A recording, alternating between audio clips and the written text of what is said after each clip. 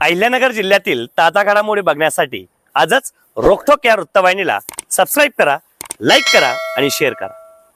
कोपरगाव शहरातील मोकाट जनावरांचा प्रश्न दिवसेंदिवस गंभीर होत असतानाच मोकाट जनावरांच्या धडकेत गंभीर जखमी झालेल्या आणखी एका व्यक्तीला उपचारादरम्यान दुर्दैवी मृत्यू झाला आहे. किशोर मच्छिंद्र शिंदे वय 44 राहणार मुर्शदपूर यांचा आज 15 ऑगस्ट रोजी दुपारी 1 वाजता पुणे येथील न्यू कमांड हॉस्पिटलमध्ये उपचारादरम्यान मृत्यू झाला.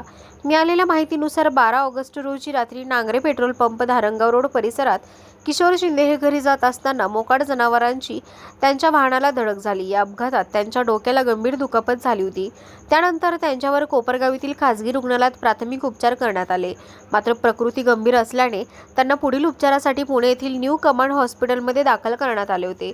गेल्या 3 दिवसांपासून त्यांच्यावर उपचार सुरू होते. मात्र आज दुपारी उपचारादरम्यान त्यांचा मृत्यू झाला. किशोर शिंदे यांनी भारतीय सैन्यात तब्बल 18 वर्ष सेवा बजावली होती. सैन्य सेवेनंतर ते अडत व्यापारी म्हणून कार्यरत होते. त्याच्या निधनामुळे कुटुंबीय, नातेवाईक आणि परिसरातील नागरिकांमध्ये हळहळ व्यक्त होत आहे.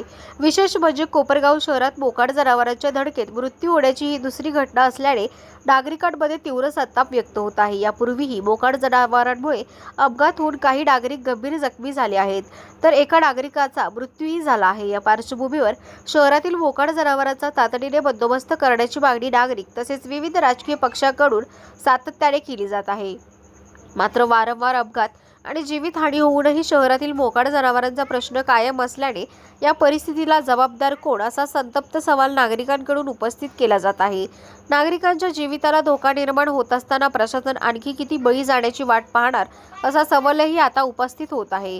किशोर शिंदे यांच्या मृत्यूने कोपरगावातील मोकाट जनावरांचा गंभीर प्रश्न पुन्हा एकदा ऐरणीवर आला आहे. वारंवार अपघात, गंभीर दुखापती आणि आता एका माजी सैनिकाचा गेलेला जीव, यानंतर तरी प्रशासन जागे होणार का असा संतप्त सवाल नागरिकांकडून केला जात आहे. आता आणखी किती जीव गेल्यानंतर नगरपालिका मोकाट जनावरांचा बंदोबस्तासाठी ठोस आणि कायमस्वरूपी पाऊल उचलणार याकडे संपूर्ण शहराचे लक्ष लागले आहे. आमचे दाजी किशोरजी शिंदे साहेब यांनी 12 तारखेला घरी येत असताना त्यांना नागरे पेट्रोल पंपावर जरा जोराची मोकाट जनावरांची धडक बसली. त्या धडक बसल्यानंतर त्यांना डोक्याला मार लागला. पण तात्काळ त्यांना मुळे हॉस्पिटलला नेऊन उपचारासाठी तिथं नेलं होतं. पण तिथं त्यांनी सांगितलं का तुम्ही कुठंतरी जाऊ द्या बाहेर. तर त्यांना आम्ही नाशिकला हलवलं. नाशिकला हलवल्यानंतर तिथं पण उपचारात थोडासा प्रॉब्लेम आल्यामुळे आम्ही त्यांना पुण्याला नेला.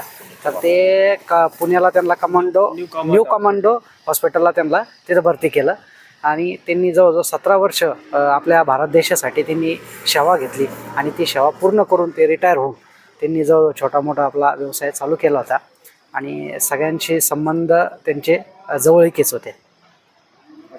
आणि ह्या जनावरांचा नगरपालिकेने, प्रशासनाने थोडा लवकरात लवकर बंदोबस्त करावा. कारण की या अगोदर पण 2-3 दिवस अगोदर पण एक उपमुख्याध्यापक साहेबांची पण फडके हॉस्पिटलला धडक झाली.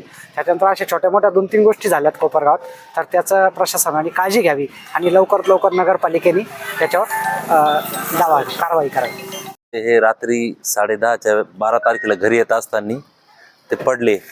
मोकाट जनावर तिथे होते, त्यांना धडक लागून ते खाली पडले आणि त्यांचा ॲक्सिडेंट झाला. त्यांच्या डोक्याला गंभीर जखम झाली. त्यांना आम्ही तत्काळ हलवण्यात आलं. तिथून मुळे हॉस्पिटलला घेऊन गेलो. मुळे त्यांनी काय तिथं घेतलं नाही. तिथून मग आम्ही त्याला नाशिकला हलवलं. नाशिकला पण त्यांचा काही इलाज तिथं झाला नाही. तिथून मग आम्ही त्यांना मिलिटरीच्या असताना त्यांना मिलिटरी हेडक्वार्टर, आमच्या सदन कमांड हेडक्वार्टर हॉस्पिटल पुणे येथे घेऊन गेलो. तिथं त्यांचा उपचारादरम्यान आज दुपारी 1 वाजता दुःखद निधन झाले. ही घटना नेमकी कुठे घडली होती?